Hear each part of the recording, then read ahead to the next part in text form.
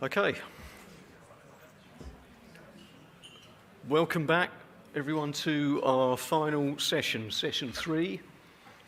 And what are the next steps for floating wind?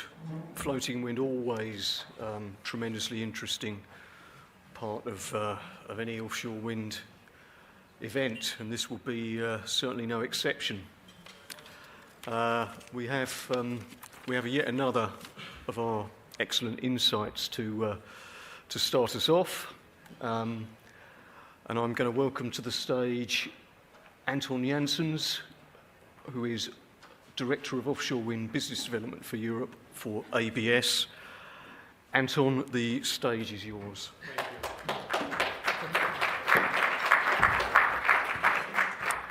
Now, I hope that everybody is energized. I'm standing between you and, of course, the next panel session, between us and the drinks afterwards. So hopefully you can bear with us. I will give you some insights on ABS service offerings and references. It was really late that I received a notification to have the presentation, so I have to do it from paper, but the message would be clear. So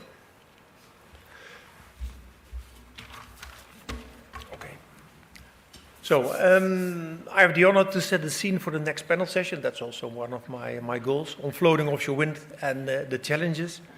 The emerging floating wind industry will unlock huge opportunities for new nations that were previously unable to harness the potential of offshore wind. But of course, site conditions must align with the necessary minimum water depths to deploy floating offshore wind and to overcome the other important supply chain hurdles. Next. However, floating offshore wind faces the same array of challenges as fixed bottom projects, while maintaining a different risk profile and technology base that still requires significant maturation over the coming period. How will floating wind look like over the years, and which best strategies are needed for ramping it up, march toward a matured production and installation capacity? I trust that the panel afterwards can give you some new insights on these floating offshore wind developments. But first, let me briefly introduce ABS to you. ABS stands for American Bureau of Shipping, for people who are not aware of us, as we are one of the largest providers of classification services to vessels, but we are also more than a decade active into the renewables. When it comes to floating offshore wind, with over 80 megawatts, it sounds not much, 80 megawatts, commissioned capacity by today. But we are still the leading class society. Furthermore, ABS is world leader in the classification of drilling units and production platforms, and we are already over 70 years in this business, especially in the Gulf of Mexico. And this proven experience, that's quite important, is also applied for the bottom fixed foundations and as well on the floating ones for offshore wind in the rest of the world. Some key highlights of ABS relevant floating offshore wind experiences are: we are the leading class society when it comes to floating offshore wind and classed most of the current power producing installations worldwide. We certified the first semi-based floating offshore wind turbine, the WindFloat 1. We classed the WindFloat Atlantic, a 25 megawatt installation offshore of Portugal, and we classed the Kincardine 50 megawatt wind farm in Scotland, and we performed numerous approval in principles and new technology qualifications for floating offshore wind concepts. Furthermore, just to drop you some numbers on where we are standing today for floating offshore wind installations, as during the whole year of 2022, there was only 66 megawatts fully commissioned. Yeah, that's nearly nothing, of course, of which 60 megawatt came from Norway, 6 megawatt from China, and as of 2022, a total of only 188 megawatt net floating wind was installed globally, of which 78 megawatt is in the UK, 66 megawatts comes out of Norway, 25 megawatts in Portugal, and the rest comes out of China, Japan, and France. Just putting floating offshore wind into the right perspective towards all of us. Currently, the total installed capacity for floating offshore wind today worldwide is just touching 188 megawatt on a potential scale of 50 gigawatt offshore, but will grow in 2030 to more than 1,500 turbines. According to the Global Wind Energy Council, the levelized cost of cost reduction will be at the point of 10 gigawatt installed, so that's 10 gigawatt to go, and this will be reached in 2030 or earlier. So today, 65 gigawatt installed capacity from offshore wind and only 188 megawatt from floating against an outlook 2030 will be 30 gigawatt for floating against a total of 250 gigawatt or even more on a worldwide scale. The UK still currently has the largest pipeline in the world for floating offshore wind developments, with more than 30 gigawatt in a possible planning stage. And it's also a great momentum for floating offshore wind, as we are just moving from all kinds of various prototypes toward commercialization. We also saw demo projects as the Windfloat, Highwind, Kincardine, Erebus, Lear and others. And of course the challenge for all of us to bring down the levelized cost of energy for floating wind from currently more than 150 euros per megawatt hour to at least under the 50 euro per megawatt hour in 2050. But with the new UK AS6 price rounds, these 50 euro per megawatt hour will be far off for the near future.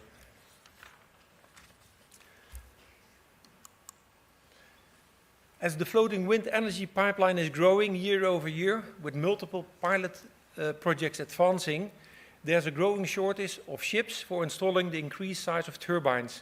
We see several trends in new developments within the wind farm energy market, and as the industry is seeking for accelerated cost reductions through larger turbines with rated capacities of 20 megawatts and beyond.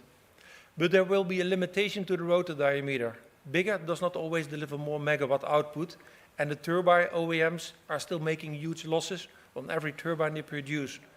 But you still need to queue to order one, that's typically. The world's largest floating wind projects are already using turbines with a rotor diameter of more than 160 meters. As technology advances, we could easily see future wind farms increase these lengths up to 275 meters by 2030. This means that lifting height and crane capacity of vessels installing the blades also need to increase. Yards and shipbuilders will have competing interest in capacity to keep the pace presently for supporting vessels' new build and to meet the developments of offshore wind in line with global clean energy goal ambitions. In addition to yard competition, as we look to floating offshore wind, fabrication to assembly is targeting fabrication proximity to docks with heavier quayside capabilities and water depths. Developing smart solutions as to how the supply chain can operate and improve the way on how companies can work towards meeting the growing demand for renewable energy is a priority for all of us. ABS is actively involved with its clients using the latest technologies, including digital twin, which helps to improve the replication of independent serial fabrication data across multiple source yards and assembly locations. This technology-based approach delivers a consistent end product and also enables data to be collected at the very start of the fabrication process for components and equipment such as a turbine. This means that cost efficiency benefits can be obtained from ABS digital twin process, particularly when it's used with digital asset condition monitoring during the O&M phase. It helps operators to optimize the productivity of the turbine with lower maintenance cost combined with a move toward risk-based asset management rather than a calendar-based asset monitoring. The approval of new material types that will help to decongest the supply chain is an important focus for ABS, especially as an example with the recent development of how to use of synthetic ropes can be used as a replacement for anchor chains to save cost and vessel deck storage space. Also new anchor types or piles for mooring offshore wind floaters and further standardization of offshore wind concepts all contribute into a smarter, leaner and safer supply chain. As industry moves towards the ambitious 2030 offshore wind target, the global ABS team is working with customers together across authorities, organizations and supply chains to enable opportunities to collaborate and innovate for a better future. We recognize there are supply chain improvements needed for operations of floaters and turbines as they adapt to meet the upcoming COP renewable goals. But are governments willing to do more, such as the Norwegian guarantee system of de-risking offshore wind investments made by the private sector? Time will tell us.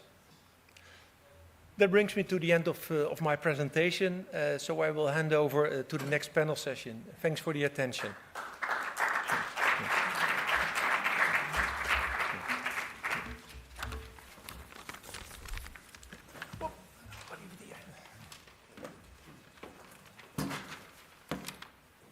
Thank you, Anton. Okay, now it is time for our next panel, and to steer us through that, I'm extremely pleased to welcome back an old friend and colleague of Recharge. He's one of the sharpest minds in the offshore wind industry, and these days he's the Chief Executive Editor of Azure Insights. So to take us through to the end of the day, please welcome Darius Snickers.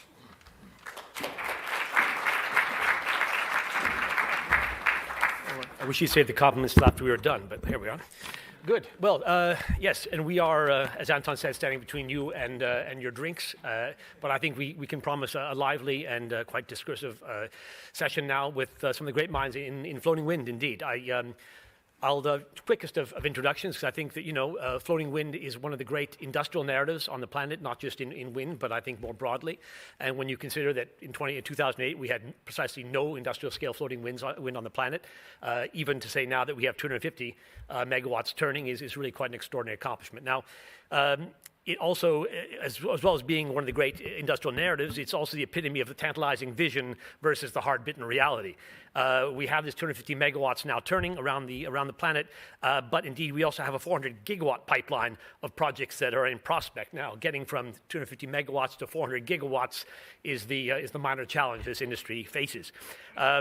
This global armada in waiting remains unprecedentedly challenging feat, not just because of the core technologies involved, but indeed we need to build a new coastal construction infrastructure that will allow us to actually deploy this kind of this size of fleet. And we are still in floating wind a hatchling sector. This is, as I say, a hard-bitten reality. So from here, many of you will probably come into the room thinking 16 gigawatts of floating wind by 2030. This has been the received wisdom in this industry for at least the last 6 or 7 years. This industry has become something of an echo chamber for this figure. We've encouraged ourselves on by believing this is something that can be done by this date. But indeed, this is a kind of collective delusion. Given where we stand in terms of deploying floating wind, Aegir's numbers point to more like one, as Rijke Norgaard pointed out in her keynote this morning, more like 1 to 2 gigawatts of floating wind by 2030 will be operational. And then, yes, things should take off. Then we're expecting 12 gigawatts or more in the next 5 years. So by 2035, we should be more at that 15, 16 gigawatt deployment level. So really the question is, again, how do you get to here from here? And I think as Rijke also identified, we're looking at this being very much as a kind of a two-stage evolution now. The early innovators, and we'll talk about this concept with the panelists, they will carry a kind of first megawatt premium for their projects. So they'll benefit in the long run, but they're going to have to pay perhaps slightly over the odds in the near term in this sort of higher cost, less mature technology environment and smaller scale deployments that will be allied to it. So the big industrial updraft will come in the second wave, and this will be new entrants and the fast followers, as we call them, that can capitalize on the sector's early learnings and indeed can now use this new built construction infrastructure that will be built along the coasts of many countries. So with that will come the cost drive down, the cost out, and every reason to believe that this will become a fundamental part of the mainstream offshore wind industry as it will exist by then. So, although a lot of people are quite downcast currently, I think it bears underlining as the panelists are about to join us that 2023 was actually a banner year for floating wind. So look, the 95 megawatt Hywind Tampen project brought into production, the biggest floating wind project on the planet, and one that's partially decarbonizing the Snorre Gullfaks field off Norway, oil and gas field off Norway. We have France's flagship pre-commercial project, the 25 megawatt Provence Grand Large, in commissioning. We have the first 100 megawatt stage of Power China's Southeast Winding project kicking off preparations of the Hainan province. Norway, fingers crossed, will still get a first floating wind auction into the water, or at least into the market, if you like, next year. In the UK, the Crown Estate has enlarged the Celtic Sea tender upcoming from by 500 megawatts to 4.5 gigawatts. In Asia Pacific, Australia, from again just being kind of a part of our vision for floating wind, now has 2 of the 6 mega zones are in water depths too deep for a bottom fix, so we'll be floating too. So hopefully that kind of sets the terms of engagement. If I can invite the panelists to join me, we have really quite a stellar cast joining us on stage today. RWE's Chris Willows is with us. Corio's Sonia Indraba is with us. Steve's Offshore's Jesper Moller. BW Ideal's Alberto Peña Cecilia. Snow's Jérôme Guillet. And Sea Twirl's Johan Sandberg. Please, to the stage.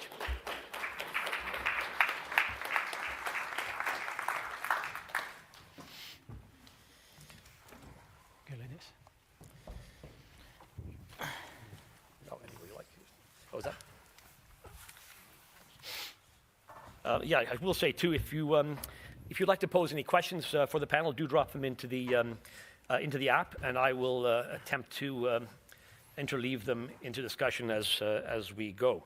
So, I mean, I think first of all, again, we've assembled this and full credit to Recharge for putting together another tremendous panel on floating wind.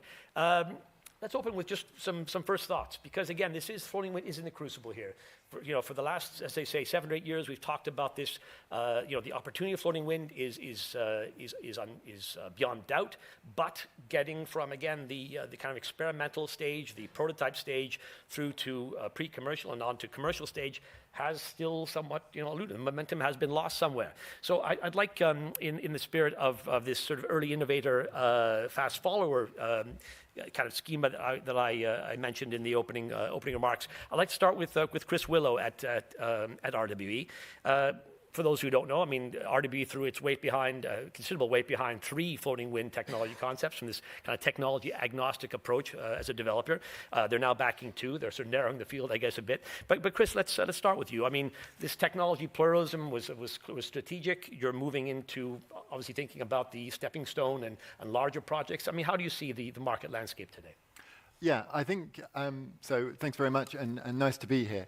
I think in when we were talking about this session, I think one of the key things that we were talking about, and you just mentioned, was this idea of a 2-wave kind of market development. And I think that it is true. I think we are going to see some markets coming through with early projects, and then other markets following through on that. I think that what I'd like to explore a bit is about this idea of kind of first mover and fast follower kind of terminology, because I think that there's a tempting kind of risk in that kind of terminology to think that those early markets are going to kind of basically pay all of the costs, and then those fast followers are just going to be able to follow through on their coattails with kind of cheap floating wind. And I think that this applies for developers, for supply chain, and for countries. And so maybe just if I could just quickly talk a bit about that. Because I think it's a false dichotomy. I don't think there is any way for any of those 3 different levels. There's no shortcut to being a floating wind player in any of those. I think that when we think about that, there's a knowledge gap, and I think knowledge gaps can be closed relatively easily through kind of shared of knowledge. But I think that more importantly, I think there's a capability gap that emerges as you go forward. For developers, I think we've seen this in seabed fixed wind. What you've seen in the industry, those early players, RWE, Vattenfall, Iberdrola, Ørsted, those players that were early movers in the seabed fixed market continue to have that kind of leading market share. Now, obviously, as the technology has matured, that market has diversified, but those early movers still retain a place because they built up capability. And it's not just a knowledge that they built up, but a capability in terms of teams of engineering, obviously, but also financial, commercial, regulatory, all of these activities. And also, they built up connections with the supply chain that they were then able to leverage, and a familiarity with the technology on a more hands-on basis. It's difficult to kind of ramp up knowledge. I suppose in thinking about the market, the floating market as we're talking today, demonstration projects are very important, but actually they give you an experience and insight into deploying one unit. But when we're talking about reaching commercial scale, we're really talking about volume production, and that's a whole different level of challenge. I think for countries too, they can look at best practice and those following markets, but we know that offshore wind and floating wind have such long lead times that it's not the case that they can just sit back and wait. Fundamentally, we're going to need the right policy frameworks, we're going to need the right consenting processes, we're going to need port infrastructure that's going to be needed to be developed. So, and public acceptance, of course. So I think what we're going to need really is yes, there's going to be two tiers. Yes, there's going to be kind of early movers who are going to look to capture supply chain activity. But fundamentally, it's going to be a much more grey phase there, with those early movers going to be chased very quickly with those other markets who are going to need to start working now.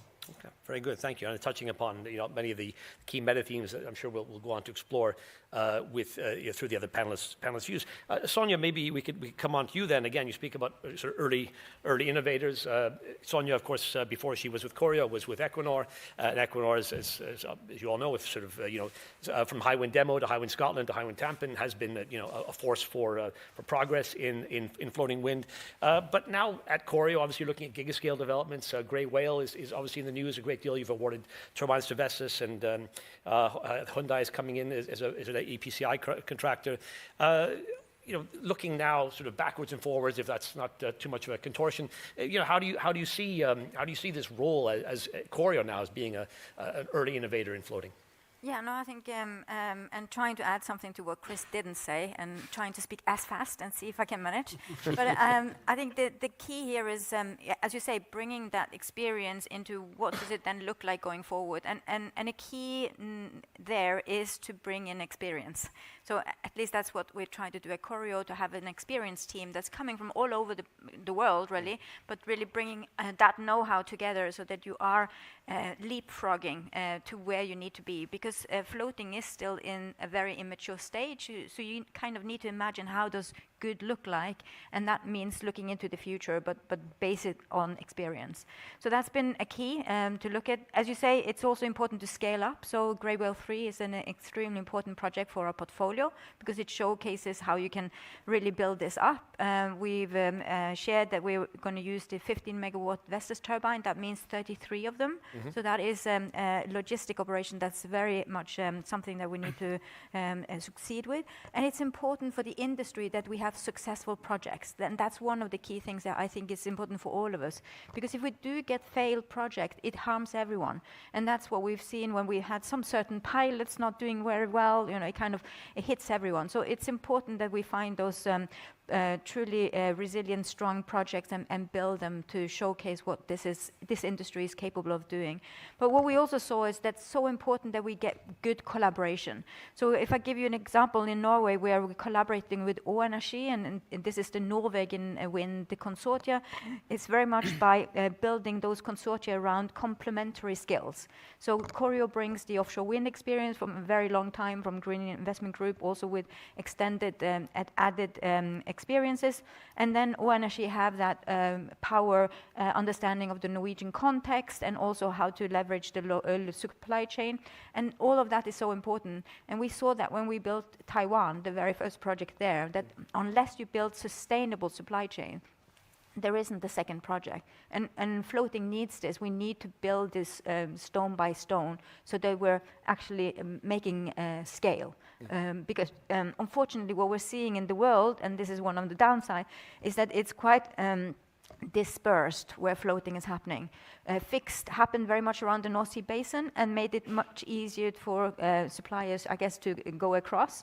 Here we're seeing a little bit here, a little bit there, a little bit everywhere, and makes it harder to build up the scale. But those are the key things to address. No, thank you for that. I mean, I think, again, it's, if I can mix my metaphors, but, you talk about sort of leapfrogging forward, but much of the leapfrogging is going to happen on stepping stone projects now. So, I mean, fundamentally, and this is, as you rightly identified too, this is where we build knowledge. This is a point that Chris made, but we build relationships, partnerships. We think differently about development models, fundamentally. And I'd like to bring Jesper Moller in at this point for a number of reasons, but one is, of course, for those who don't know, and probably no one in this room, but the TetraSpar prototype that Steve Dahl Offshore has launched 2 years ago now, I think, right, off Norway at MedOcean, at MedCenter. This has been obviously a technology success, but it's also been a very interesting kind of laboratory for new relationships with developers, RWE and Shell and TEPCO. TEPCO, thank you.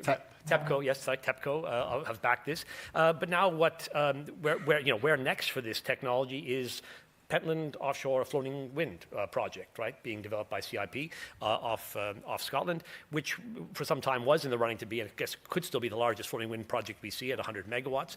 But the reason I raise that is, again, if you could sort of provide some insight into, here you have this technology developed kind of, solo. It's one unit off Norway, and now you're thinking about it, obviously for a serial production and serial installation off Scotland. So, I mean, what has been the thinking now as you saw this technology being tried and tested off Norway when it comes to new markets and these sort of stepping stone projects, these 100 megawatt and 200 megawatt projects? Yeah, thanks for the question there. Maybe I should start with explaining that there are some differences between the different foundations. We have the TetraSpar, which is deployed here in Norway, as everybody knows, which is a virtual spar technology. We can see now that there is a lot of pull from most of our clients in direction of a semi-sub version. And so the version for the Pentland project will be a semi-submersible kind of triangular structure, very similar to many of the other triangular structures that we see being evaluated for projects all over the world. And we kind of like this convergence into something that is recognizable, and something that is recognizable for the turbine OEMs as well. And we are very keen on making sure that we are not scaring the turbine OEMs away with new floating projects, because they are very busy, as everybody knows, and they're also very keen on not burning too much time on early projects. So devising foundations that will deploy or will use available technology is very important for us. The Pentland project will enjoy a lot of the innovations that we learned from the TetraSpar. So everything in our structure is completely pinned together, at least on the primary load-bearing members of the structure, which enables us to do a very fast assembly and port, and also minimizes the need for port space, because we can deploy projects relatively fast compared to many other concepts. So learnings from the TetraSpar on pins and also on grout connections will be carried over more or less one-to-one to the Pentland project. The Pentland project will be initially a one-off project, so it's not really serial yet, but we are in dialogue with a number of clients on also real commercial size projects where we've seen massive weight savings from both from the TetraSpar to the Pentland project. Now, none of them were really optimized for weight because there were other reasons for doing a demonstration there. But for the commercial size project, we've seen massive weight savings. We've seen massive load savings on mooring loads, and thereby also lower costs on mooring expected. And even for the first stepping stone project, or whatever we should call it, we can see that there's a lot of savings to be harvested there, but for the real gigawatt scale projects thereafter, there's much more installed. So it's a journey. It's a journey. You're quite right. Yes, and again, every journey has its choppy seas and its calmer waters. And interesting to hear already, how adaptations are being made. Considerations, adjustments are being made to the technology as it evolves for Pentland. So thank you for that. Let's come on to let's come on to the money question. Fundamentally, obviously, floating wind has always been, if it is disparaged, it's disparaged often on its LCOE grounds that it's an expensive technology, it's experimental technology. It's far off being a technology that we can call bankable, although we started talking about bankability of floating wind for some years ago. I wanted to come on to Alberto at VW Ideol, because of course, again, for those who don't know, but they have 2 prototypes in the water. These have been in the water for some time. It's tried and tested and proven technology. It brought Ideol into kind of the big 3, along with Equinor and Principal Powers having a platform ready for commercialization. And yet, of course, floating wind continues to face the challenges of competitive financing, right? And this is a hard reality. Perhaps you could just, you could sort of expand on what you face as a technology developer, although I know you've evolved your model somewhat.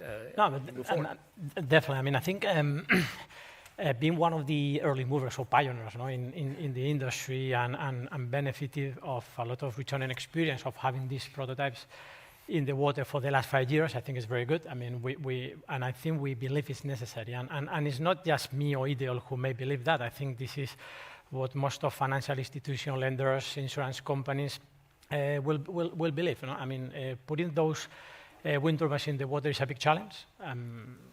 We see now recently how other competitors are doing that. They are doing a big effort because it's not something easy. It's not easy that OEMs will deliver just one single unit for testing. So all this complexity, I think, is necessary to face it, because it's the only way to give credibility to this industry. And we need to start with to put in these bankable solutions in the water to gain the confidence and the trustness of financial institutions, insurance companies, policymakers, and in summary, all the sector pushing in the right directions to move to this larger scale project, which is what everybody is aiming for. Of course, I must agree with Chris as well that not only putting the single unit in the water and proving that it works is enough. I think it's a must, but it's not something enough to convince the industry that we are ready for this backup, for this commercial scale project. So therefore, it's important that your solution meets some of the challenges, like being able to deliver either in steel or concrete, so that you can reduce your carbon footprint. You can provide local content. Will, in one way or another, will be very necessary in all of the auctions and tenders across the world. Also face issues like the scalability of the solution, because all these prototypes we see in the water, the ones we own, the ones we see in the competitors, are with 2 or 3 megawatt wind turbine, which is good, but we know that larger scale project will not be with 2 megawatt wind turbine. We will be seeing like 15 or even 20 megawatts. So it's important that the concept you design is a concept that scales well, that it doesn't become like a football ground, a football pitch size, when you want to install a 50 megawatt wind turbine. Okay? And this is important because at the end of the day, what matters is you're not able to deliver just one single unit for testing. The challenge is to deliver 50 units per year in order to fit all the project and hit the target we're seeing today. And I think this is not the big challenge. So the industrialization process, being able to fabricate your concept using existing and tested fabrication, serial fabrication method, like the gantry slip forming, for instance, which is very well known. There are many companies with a lot of expertise doing that. I think being able to provide to the market a solution which is able to meet that, I think is crucial. And that will lead to that bankability. So it will be the banks who tell us to which extent demonstrators are needed or not, to which are the concepts that will consolidate and will remain in the future, because there might be too many concepts now, and we all agree that at some point we need some kind of standardization, right? And that will lead to lower financing costs and eventually LCOE reduction, which is what we need, no, in order to be competitive, not only against bottom fixed, but only against onshore or PV. Yes, okay, very good, thank you. I mean, we could pick up a number of strands, maybe Jérôme Guillet, if you wouldn't mind. Jérôme, of course, founded and ran Green Giraffe, boutique consultancy for many years, and then, of course, recently set up Snow, which he's now running. But I mean, could broaden the context a bit there? I mean, obviously, the challenges faced by BW Ideal as a technology developer with 2 prototypes in the water, and rightly identified, there is the step up in size of turbine, but there's also an increasingly large number of other technology developers gathering at the gates here. So, I mean, your view currently on really, we used to talk about bankability. Does it still, that same concept still apply as we're broadening the number of technologies coming into the market, as we're actually trying to industrialize? I mean, how do you see the wider market landscape now? Yeah, well, thanks for inviting. Well, actually, Alberto covered several of these points already. Bankability will come from precedence. And indeed, it's the first prototype in the water. It is the serial development. So LCOE is fundamentally driven by the cost of capital. So I wouldn't say the technology is completely irrelevant, but it's much more secondary than people believe. It's the technology that is financed is the one that will survive. It's not the one that's the best on a pure engineering basis. So those that manage to get it financed, the early ones, and then maybe the small, the stepping stone projects, are the ones that will likely be able to attract the cheaper capital that then leads to the lower LCOE. You're not going to get a lower LCOE because you got a cheaper steel or a better design on the foundation. You'll get to better LCOE because you attract the pension funds and the non-recourse lenders. And they will come when they've seen that it works, and they will be willing to see that it works when it's been done the first time and they see the data. So maybe the point I'd like to emphasize on at this point is transparency. And the people talk about, Ørsted being the leader of offshore wind, but they know 20% of the projects in the market.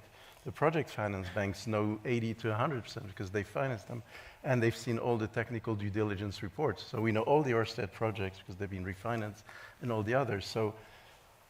And that knowledge is what allowed the banks to say, okay, we know the problems to avoid. We've got this whole body of transparency, and we do have the precedence, which is these 3 projects that are being built in France right now that have been done sort of with project finance, but there's very little information about it. And I understand the sponsors want to keep the secret sauce of getting the financing, but if you don't get transparency, and if you don't convince more people to finance and to show that it works, it's not going to work. So precedence, repeatability, getting the cheaper cost of capital in increments to get into that virtuous circle, but transparency is going to be a very important item. So get external due diligence, and let's try not to have just one advisor that's approved by the banks. Let's have several.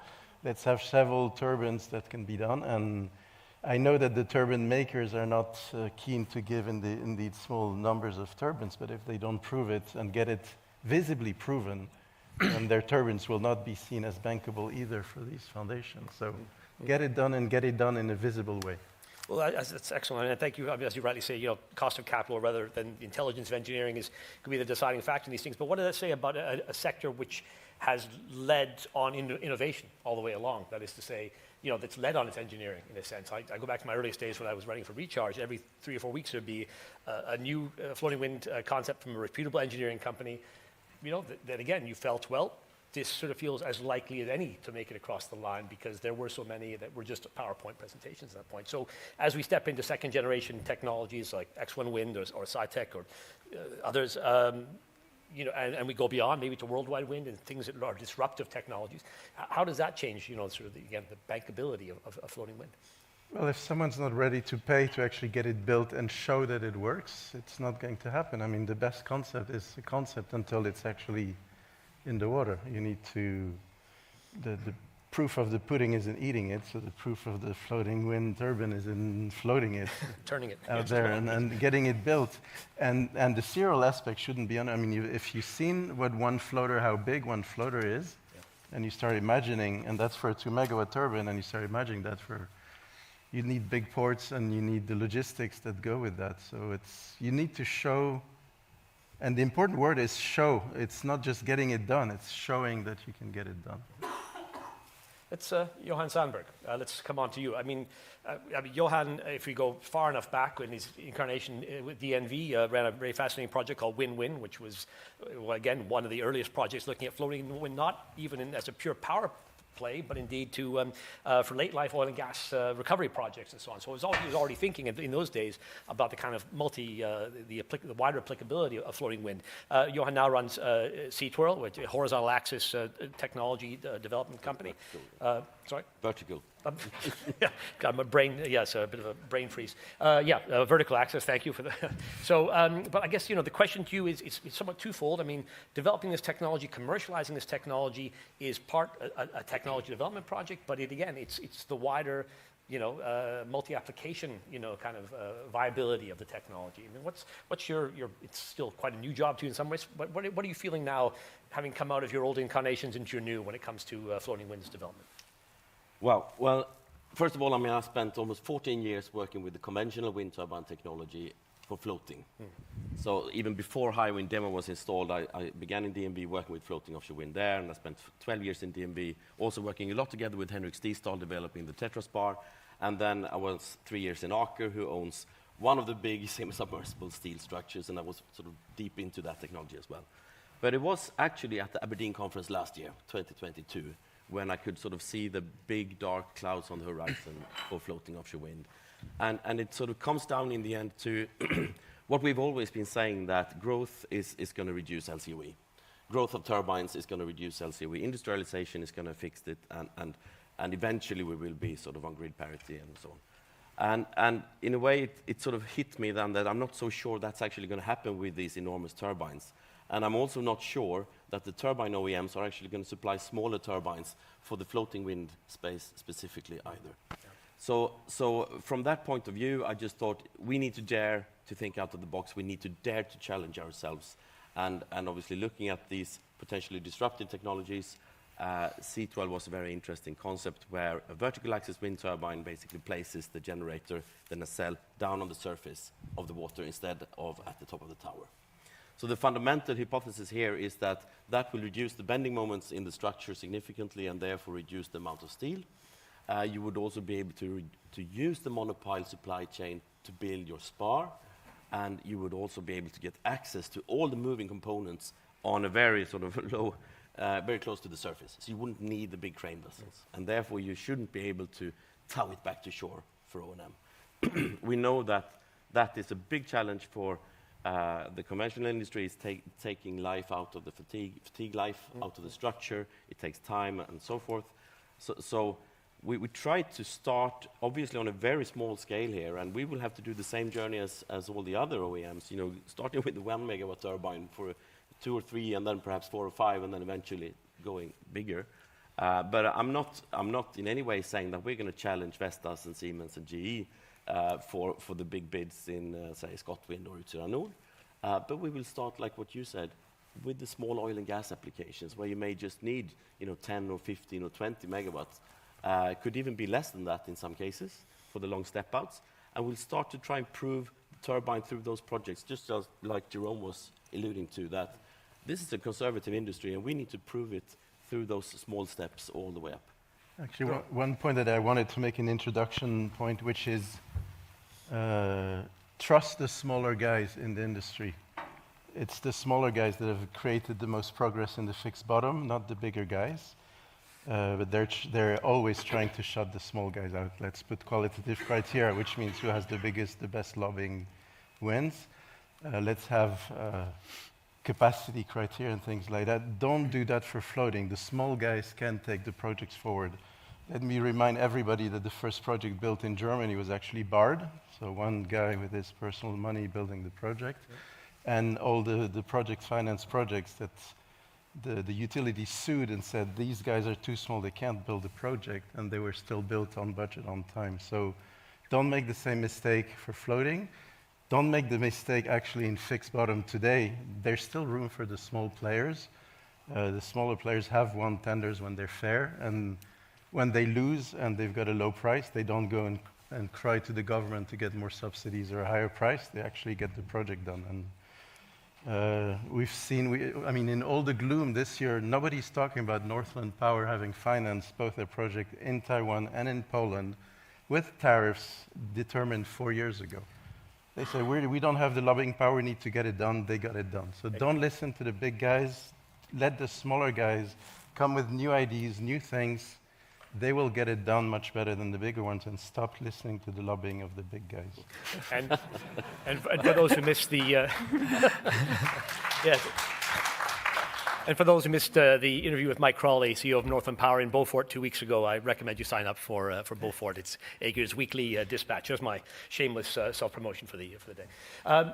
Well, let's come once. I think I sort of wanted to take over the big guy actually at this point. So Absolutely, I'll the be. big guy who collaborates with small guys. I mean, Well, I'm absolutely ready for that debate. I mean, I think that my challenge is that I see too many small guys in the market, and I don't see a recognition of the complexity of floating wind. You know, we maybe are getting a bit complacent about the complexity of offshore wind because we've had such success. I'm working in RWE, one of the big guys, one of, you know, the evil kind of group, and you know, I see really dedicated teams, really expert teams working out on these. Working through these problems, kind of in all of the different disciplines, the engineering, the finance, the commercial. And, you know, I can see the complexity, and that's coming from a company that's been able to deliver and is delivering at a gigawatt scale for seabed fixed. And so, yes, obviously we need to pull through that innovation. We need to see ways to do that, and we do that. But actually, if we're going to get to net zero, we're going to need to kind of mobilize so many billions of euros, dollars, and everything else that, you know, it's through the big guys that are able to do that. That's how you get projects. So I think that, you know, you look at the big, you look at the kind of the projects that are coming up. We need to kind of go in stepping stones going up through the 250 megawatt projects. You know, Brittany South is critical for the industry, but, you know, that building that experience of deploying those gigawatt scale projects, you need big guys to be able to do that. Can I pick up, you know, again, one of the things that obviously is laid at the door of big guys is building supply chain. And I wanted to obviously go once around on supply chain because fundamentally, again, you know, the great vision of floating wind starts at the shoreline. And, you know, fundamentally, we have mothballed oil and gas yards with no cranes we're going to try to use. We have mobile solutions we're going to try to use as additional platforms in you know, coastal construction and so on. But first, I wouldn't mind, Chris, and I'll come on to you, Sonia. I mean, how are you approaching, again, you know, this very costly question of actually, you know, building supply chain, and that's small and little guys. Supply chain. By early engagement and really kind of starting to build that experience and relationships. So this sort of capacity doesn't happen overnight, either in the port capacity or in the kind of the manufacturing capacity in the companies. Yep. I think that, you know, it's clear that those companies don't just invest on a whim and on a hope, and then kind of with the risk of ending up with the white elephant. We've seen too many of those in seabed fixed, and I think that there's a very kind of worry about that. So clearly, we're going to need to kind of work with them collaboratively, sharing our kind of understandings, our assumptions, understand what their trigger points are, and work out what the kind of the collaborative way is doing it. This isn't, the developers aren't out there just kind of, you know, dictating these are the conditions and it's only by this. We understand that you need to be able to be collaborative, and we're seeing that kind of, that when we are going out, engaging, explaining the challenges, we're seeing that positive kind of response from suppliers and kind of starting to find solutions. It's going to take a long time, but that doesn't mean that it's not happening. Thank you, Chris. Sonia, obviously, you know, Corio has major gigascale developments now underway in Asia and Europe, and I believe the Americas as well. You're looking at obviously that size of project. Picking up on some things that we've been saying to this point, you know, it's not quite metaphysics, you know, of something from nothing, but we are trying to develop supply chains that have never built floating wind before. So how's Corio's? What's your philosophy when it comes to supply chain engagement and indeed, you know, development of supply chain? So first, am I a big girl or a small girl? But anyway, somewhere in between. We're speaking above gender. Yeah. Here, So no, I think on the supply chain is extremely important, and of course the small players have really good ideas, and it's how bringing everyone everyone in to really understand how everyone can contribute. So I think that the major part of this is sharing what are the issues, what are the problems, what are we trying to solve for? Because a lot of people come from this saying, well, actually, I know oil and gas, so you probably need my service or my product, or I know fixed bottom, so you need my service or my product. And sometimes we do. Sometimes that is interchangeable, but quite a lot of the time, floating is actually a different industry. So understanding what are the risks is key, so that you can provide that knowledge to the supply chain of actually these are the areas that we need to solve for, and these are the areas we think are the big enablers. And then, so we've had collaboration sessions where we invited the wider supply chain. I think Jesper, you were there, and others, and as well. And it's all about, what do we think are issues, and then having those ideas coming back. We participate here in Norway together with Energy and Norwegian Wind at the NOV Accelerator, which is where you try to get ideas actually to become a company, because sometimes you aren't even there. You need to start from somewhere. So I think developers need to be available, and not just for the large companies like the tier 1s, but also to help the tier 2 and tier 3 on where should they go. Because it's not normally they need to come to the developer, but you need to open doors in order for them to find the right place to contribute in the value chain. So I think for us it's all about being there and enabling this to happen. Okay. Well, at the risk of being too reductionist, let's talk about the actual nuts and bolts of supply chain. The Tetra Spar sub, or whatever it evolves into being, was designed to be, a factory conceived. That is, say, you would piecemeal fabrication, all brought to quayside and assembled. This was Henrik Stiesdahl's, vision for floating wind, was this industrialization model. So when you think about it in that context, how does what's the view now as you're evolving the technology and bringing in supply chain, thinking about a new way of building floating wind as it is? I don't want to spend too much airtime on our concept, but we have a modular way of thinking that all of the structures should be built from smaller modules that can be easily transported and can be sourced from many different suppliers around the world. But I would rather like to talk about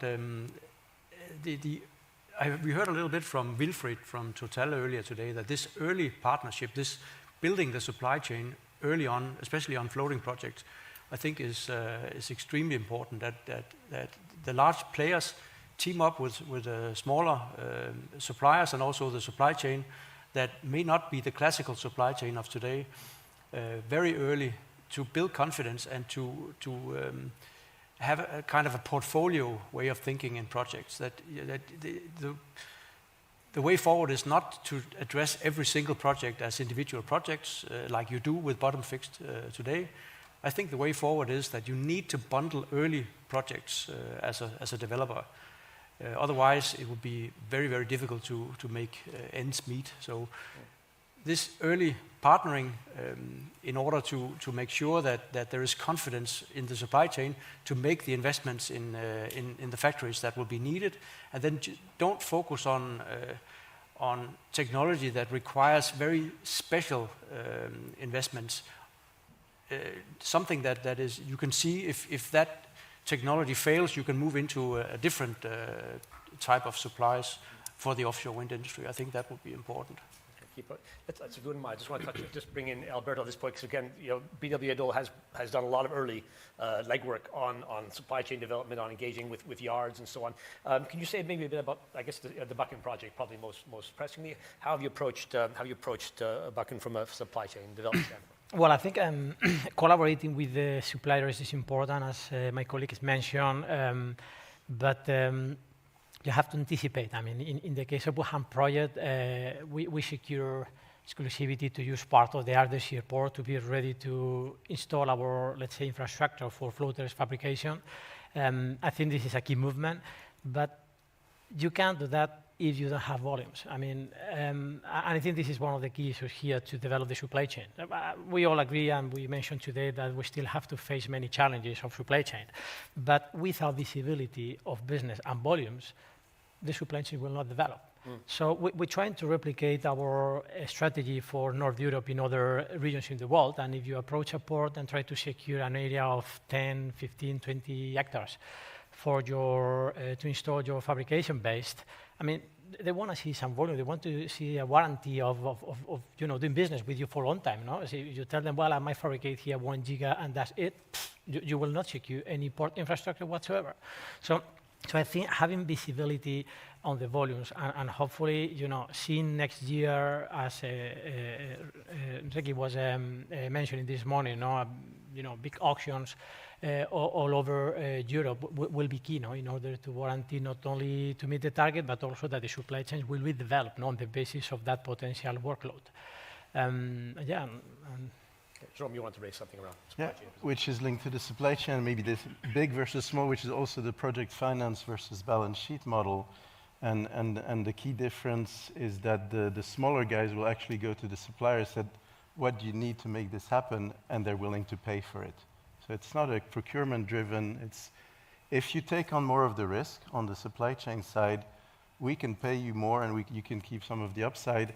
And what we get is cost stability because you take more of the risk, and that means we attract cheaper capital. And the gain from the cheaper capital more than overcomes the higher cost. And the supply chain, if you pay them more, they actually like that. And that's the rumor. And they make profit, and then they realize that they understand. And you're asking them to take risks that they can, which are their core business. And we spent years asking Siemens, give us more than 5 years availability guarantee. And then Repower came and said, I'll give you a 20-year contract. And the bank said, we love that. And the others, are you crazy?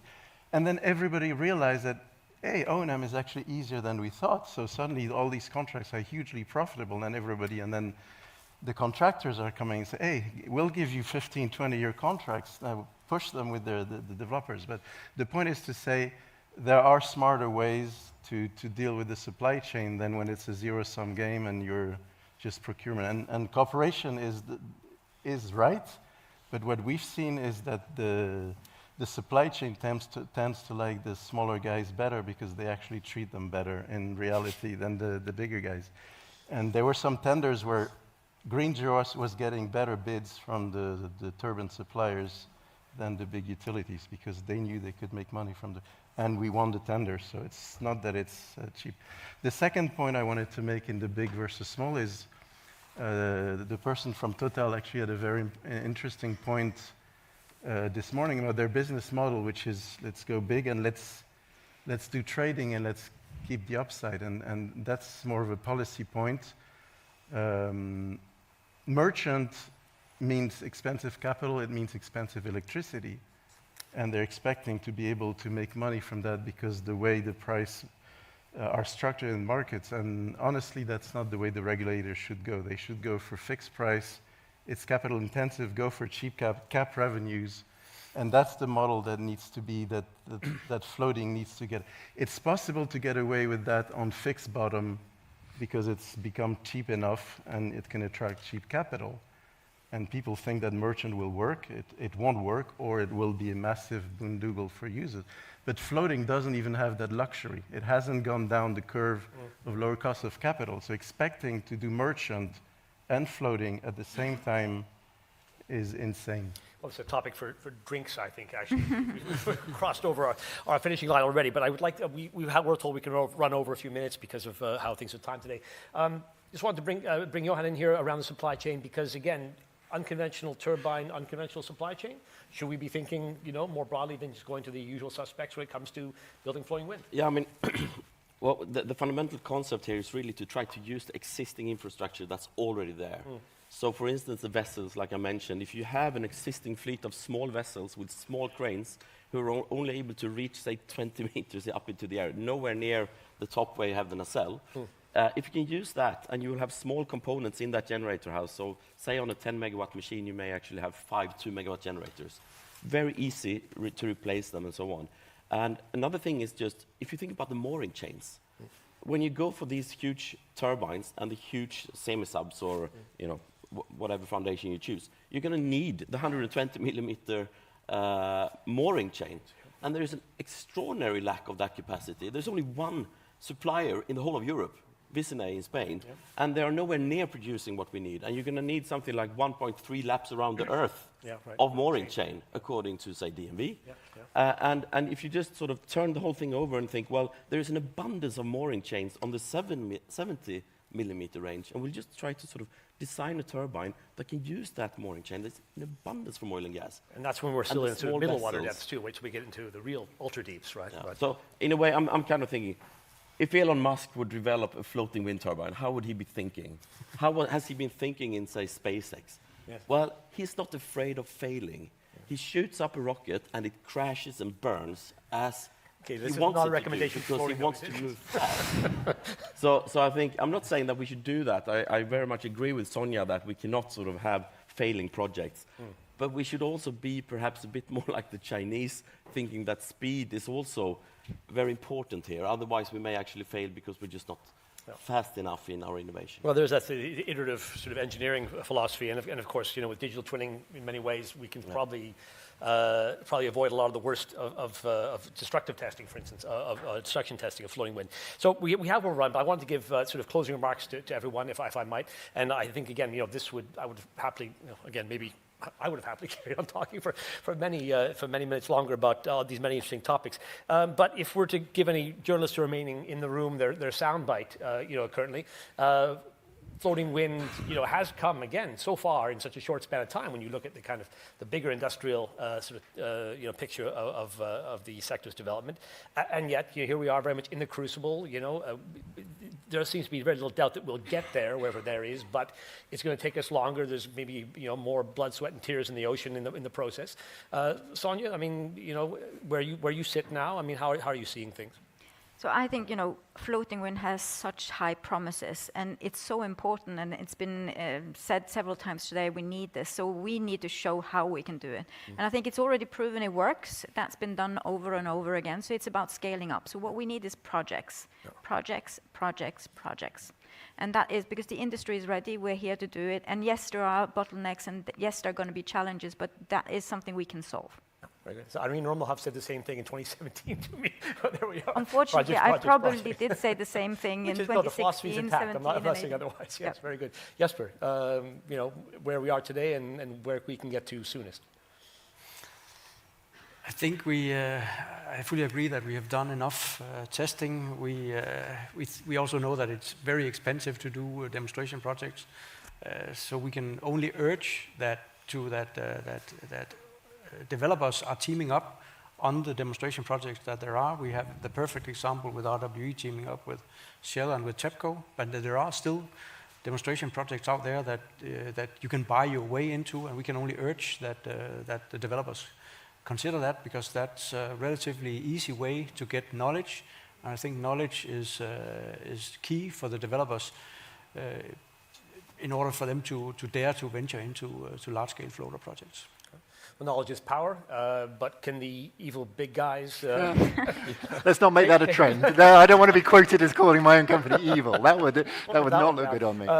Can they be a force for good here? Absolutely. I think that, we've kind of talked about this, and it's great to have a bit of a debate on the stage. I love it. I think that actually this reflects the kind of themes that are going on inside. And I suppose just to kind of think about how I think about that is that, as we've said, the hurdle rate is king on all of this. A kind of marginal increase in the hurdle rate will wipe out any benefits of a capex improvement if you're not careful. And that's the challenge that floating's got to do, that we've got to get that balance between innovation to bring down costs while maintaining the hurdle rate as low as possible.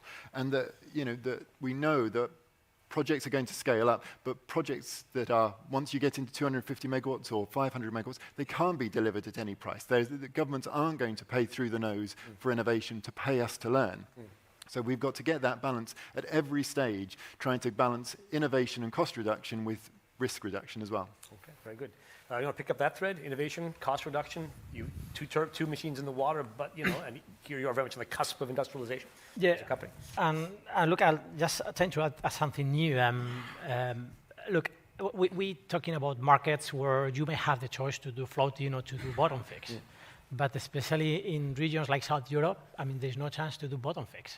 So 100% of projects in Spain, Italy, Greece, perhaps Portugal, will be floating. So that's why we really need it. We have no choice. Yeah. But regardless, you unlock the potential of the wind and you can go to better sites and so on. There's no choice. So Mediterranean Sea is just for floating, and it's still an ambitious target. Yeah, sure. And Southern Europe will, of course, be fundamental to Europe reaching its targets as well, but that's, again, a topic for another day. Johan, last thoughts? We haven't given your sort of longitudinal view of this industry. Well, I mean, one of the points of coming here was actually to challenge the established industry in a way as well. So I love this debate. But again, I want to emphasize that we are not here to challenge the big OEMs and the gigawatt scale projects. They will be developed with conventional technology, as they should, and according to all the sort of standards and rules of the industry. But I think we need to think a little bit out of the box, a little bit more than we do. We need to challenge ourselves a bit more, and I think particularly O&M around floating, we need to think about how to do the big replacements of big components from the nacelles and the blades without having to tow back to shore. I think we need to think more around perhaps new materials. But perhaps most of all, I would like to see specific offshore wind turbine suppliers, like we had with MHI Vestas, who are, and perhaps even directly for floating as well. So, because today all the OEMs are so exposed to what's happening on the onshore industry, and many of their investments will actually go into increased capacity for onshore turbine supply. So I think the industry needs more offshore and specifically floating turbine supply. You're an out-of-the-box thinker, Jerome. What do you think? I'll end up with actually a fairly pessimistic note. I've been a promoter of floating for a long time. I mean, pushed Green Giraffe to do, and they've done something like 50 or 100 mandates in the sector. And it's always been about getting that cycle, but now we're seeing, and indeed it's about getting the governments to pay for these 200 to 500 megawatt projects as subsidies and not as real tariffs before we get competitive.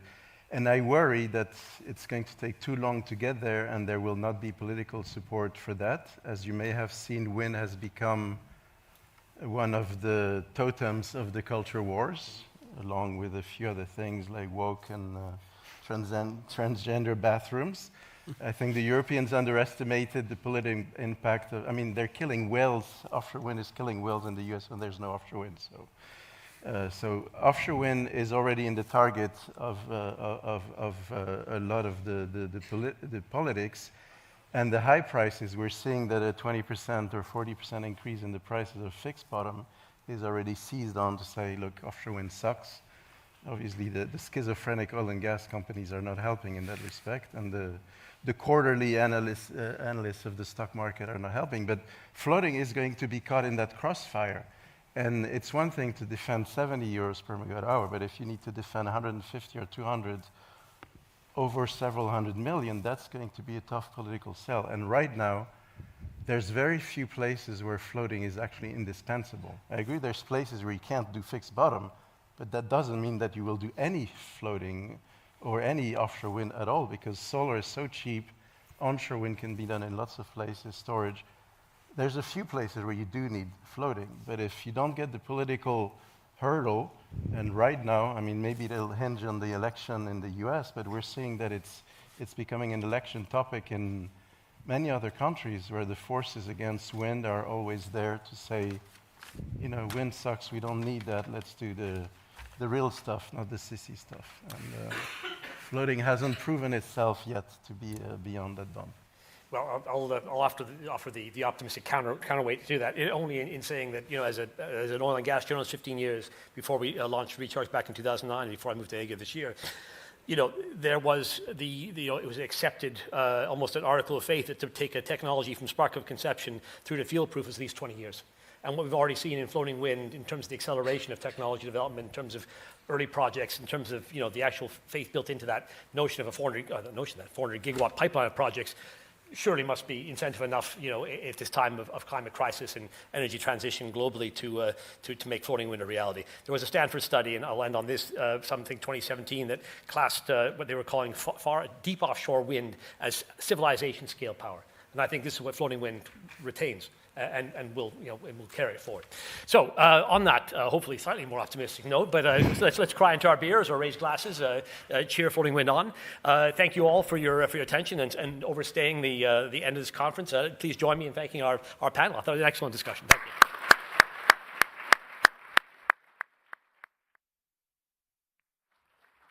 And drinks are served, I believe. There we are. Andrew, do you want to say some final words? Oh, there we are. Beg your pardon. Sorry. Here I am. Let you back on the podium. Okay. Thank you, Darius. Yes, that, thank you, panel. That brings us to the end of today's proceedings. I hope you found it an interesting and stimulating and thought-provoking day of discussion and debate. We've covered a lot of ground, and I think we've all got a hopefully clearer view than we did first thing this morning about some of the challenges that await the industry as it fulfills its duty to the planet over the next decade or so.